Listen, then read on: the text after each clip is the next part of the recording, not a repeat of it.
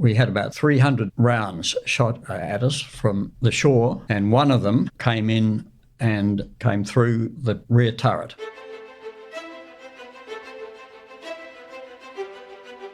Welcome to the podcast where we track down Australian war veterans, have a chat with them, and hear their stories. I'm Alex Lloyd, and this is Life on the Line. The single greatest sacrifice I've made is my family. There were a couple of public beheadings. In order to kill them, you've got to be a little bit angry. Not psychotic, but just angry. We could look down Frankfurt and see it on fire. Stuff blowing up everywhere. There will be no surrender. And then they had to fight an enemy in amongst women and children in those buildings. I could never not go back. They were my friends and they felt like family. She did say, "You've changed." A soldier put everything on the line to help one of our blokes. Angus Hordern spoke with Royal Australian Navy veteran and former Vice Chief of Defence Force, Ian Knox. Ian served in the Navy for 42 years, including during the Vietnam War. Angus and Ian spoke about a few highlights from the Vice Admiral's career.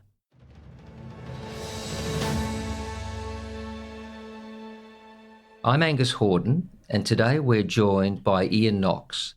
Ian, thank you for speaking with us today. You're welcome. Ian, you were born in the country in 1933. What was it like growing up just before the Second World War? Well, I was in Wilcannia, which is on the Darling River. I had a good time up there. I went down to school in Adelaide, where my father had been there before me, and I had 3 years there, and then I went down to the Navy. Did any of your family then go into the war? No, my father wanted to go in, but he was just outside the limit. And were there any other extended family associated with the war? Well, my grandfather, my mother's father, he was in the First World War, and he was a colonel, and he lasted for not very long, and he got a bullet through the head. He died pretty quickly. So, knowing that heritage that had happened and that great sadness, you then decide to join the forces yourself. Tell us about that. I wanted to do that because I had a good line with the Navy, and I had a few people in Wilcannia who were in the Navy, had been in the Navy. So I got a long time in that lot, and I got in the Navy, and I had a great time in the Navy. Ian, it's interesting. You're another one of these great Navy career guys that comes from the country. Yeah. You know, I'm talking about guys like Guy Griffiths, etc. Yes, yeah. And there's a bit of commonality with you guys. Yes, there is. That you're land-based, but you serve the sea. Yes, yeah. So where do you go for your training? I went down to Cerberus, and we went there as junior officers, and we were there for 4 years, and it was not a very nice place to be. You've been to Cerberus? My posting was Creswell. So Ian, when do you join the Navy and how old are you? I was 13 when I joined the Navy. We were all 13. There were 24 of us. So at 13, you're joining the Navy to start the Navy system, but you're also doing your education. Yes, that's right. Yep. So a lot of people wouldn't be aware that young boys were doing their HSC, for example, like we do here in Sydney, but you're doing it with a Navy tilt. And how did you find life at the college? It was a bit rough, very rough. A bit old school, huh? Bit old school, yeah. Well, we had 4 years down at the Naval College, and that was pretty rough. And it was not very good down there, and we got a lot of belting around. So pretty Spartan, pretty cold and pretty tough? Yep. All of that. And having come off the land and had that experience, did you find that helped you? Yes, I did, yep. So a lot of the city boys perhaps could have struggled a bit more than you. Probably, yes. There were a few others there as well. What sort of subjects were they teaching you there? There are a few naval subjects, but not many. We had some very useless professors there that were teaching us. So let's run through a typical morning. What time's reveille for you?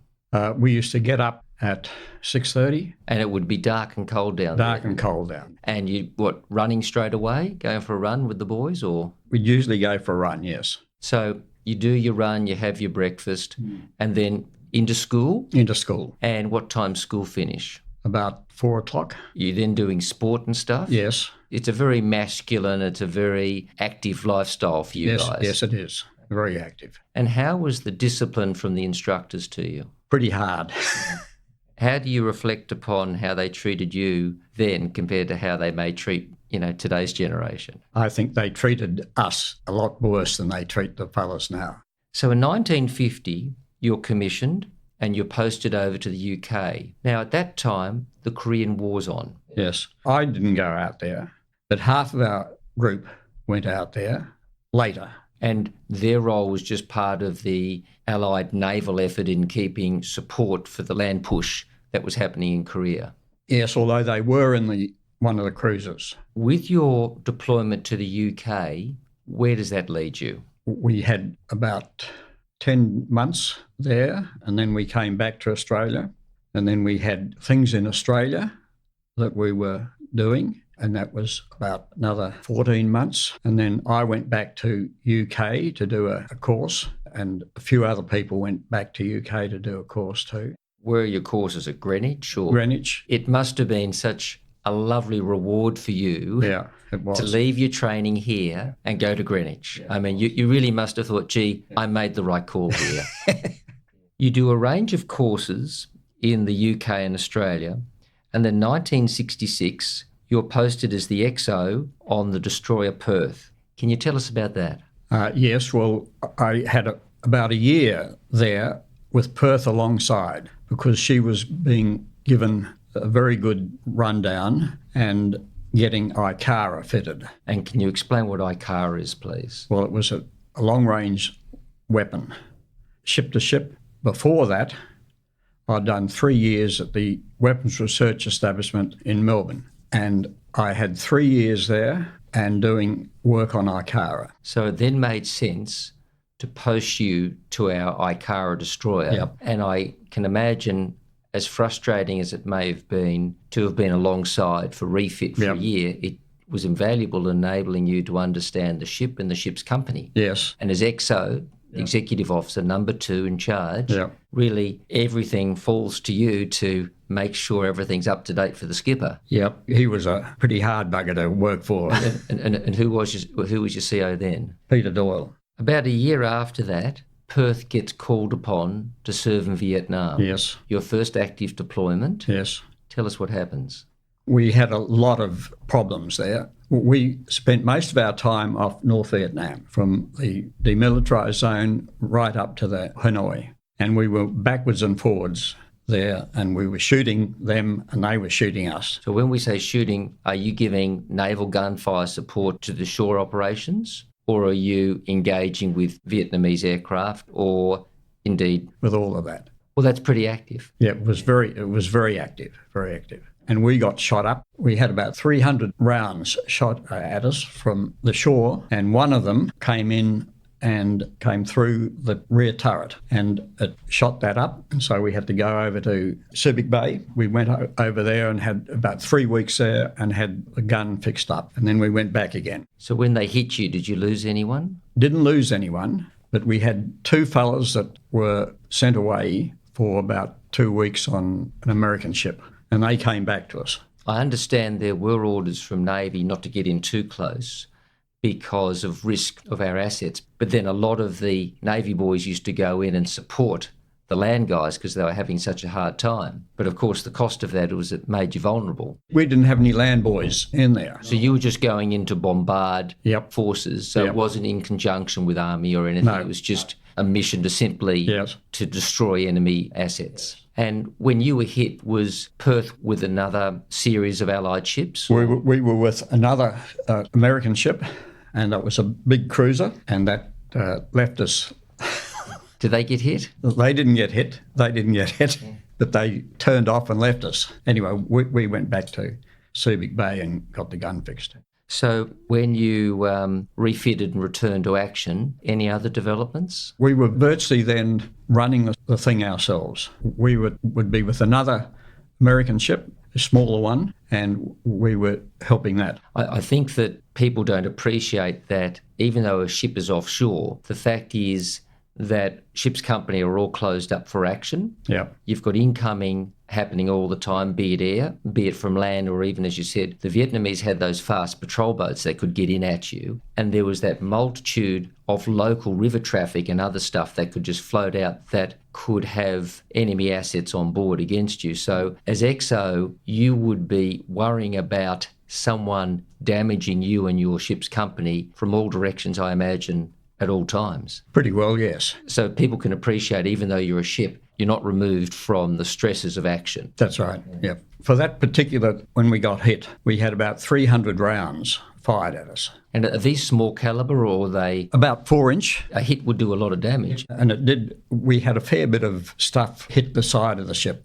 Ian, moving on a bit, you were Director of Underwater Weapons at the Navy office before given inaugural command of the destroyer HMAS Torrens in 1971. Can you tell us about your first role as CO? It was a wonderful ship. And Torrens was one of the old destroyer escorts. Yeah, it was a brand new ship when I got it. How did that feel from coming off Perth as XO, second in charge, to being fully responsible? So the buck is stopping with you. Yeah. How many ship's company? What was your complement?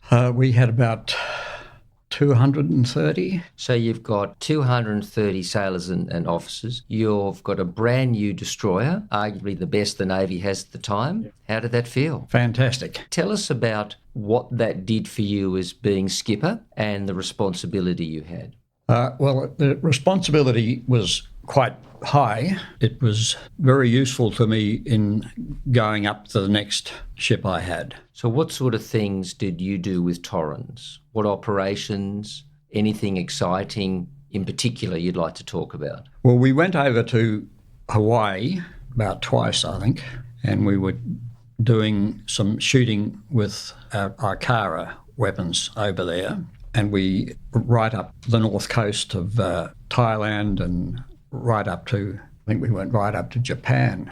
Yep. So the Navy's got you doing a lot of things with this new ship to work it in, show our presence, and just give you all that experience and to be putting our nation's interests into all these spheres of interest that we have up north. After Torrens, you then promoted to another ship. Can you tell us about Hobart? Hobart was a very good ship, but I didn't have much time in there. I only had a year. Can you tell us about Hobart? So we go from a destroyer escort to what, a DDG? DDG. Can you explain what that is? DDG, which was very similar to the one I'd been in with Perth, and so I had quite a lot of no problems with running that. And the old DDGs, I mean, they really looked like an old warship. They sure did. Yeah. They sure did. Everyone I know that served on them, the DDGs in particular, loved them and felt they were real Navy before we went to all these modern American frigates with stuff bolted on and off we go. So you're serving on our last real classical warship, if I could put it that way. Yeah. And you only had a year on Hobart. Why was that? I don't know.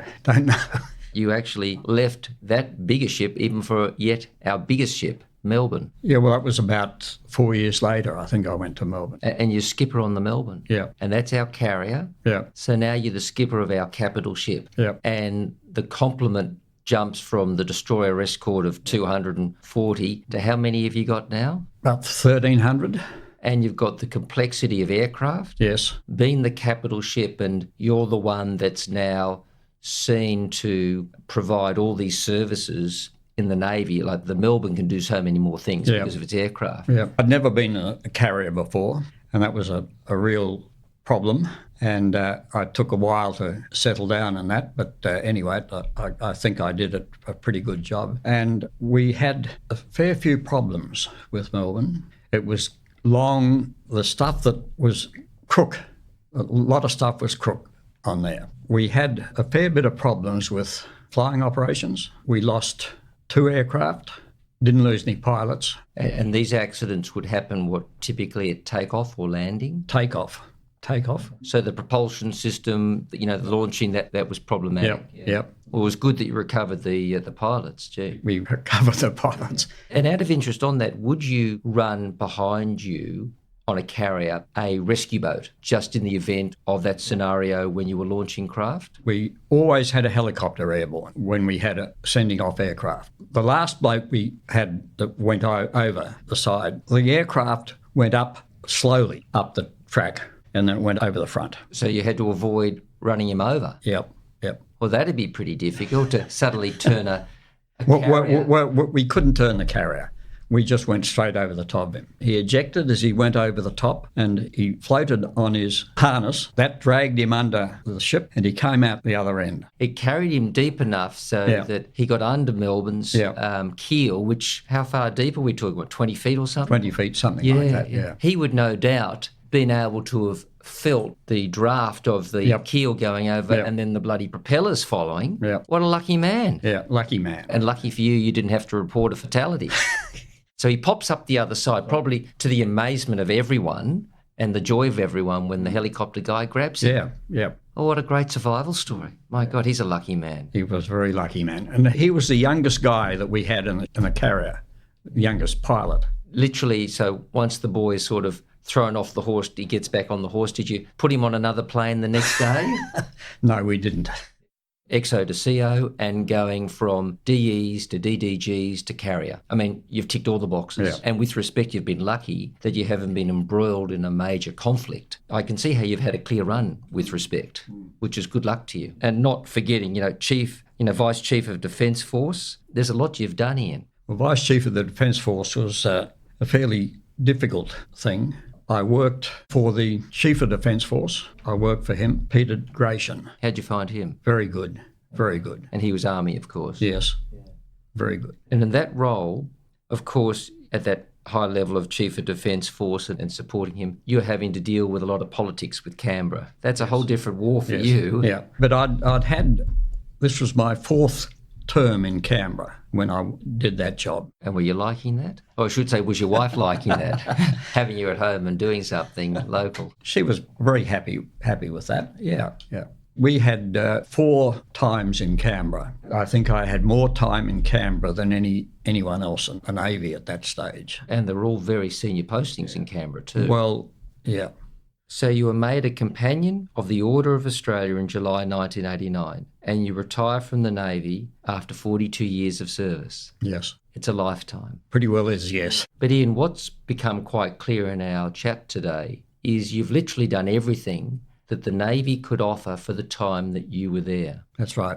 Yep. And you were fortunate that in that time, the nation wasn't dragged into a major war, but we need to keep our military going all the time so that we can be doing all those roles in order to stop these things happening. Yes. Like if you weren't deployed to the Pacific and showing that presence at the time, who's to say what bad things could have developed from there? So you've been doing your job, you've actually been keeping the peace, which is the primary point of the Defence Force. It wants to stay out of war more so than go into war. And you've achieved that over 42 years. You've been posted to Greenwich over in England, Newport, Rhode Island in America, and you've had, as you said, many postings in Canberra, I think 4 senior positions. I mean, if you look back on your life of service, is there anything else in that Navy time that you'd like to share with us? I had quite a bit of time in America and serving in America 9 months over there. The American thing that I had was mainly keeping an eye on things that we were doing in America and making sure that we were doing them properly. So Ian, after this massive career in the Navy, what do you do in retirement? I retired gracefully. And when you say gracefully, I understand that you've still thrown your energy into legacy. Yes. And many other good causes. Why did we talk about legacy? Legacy was a very worthwhile charity to get into. Absolutely. Yeah. And I've done a fair bit of work in legacy, and I'm just rolling out of that a bit. Ian Knox, thank you so much for coming and talking with us today. Your life of a boy in the country that's made good in the Navy over 4 decades of service and indeed ended up commanding Melbourne, our biggest carrier. Thank you for your service and thank you for your time with us today. You're very welcome. Thank you.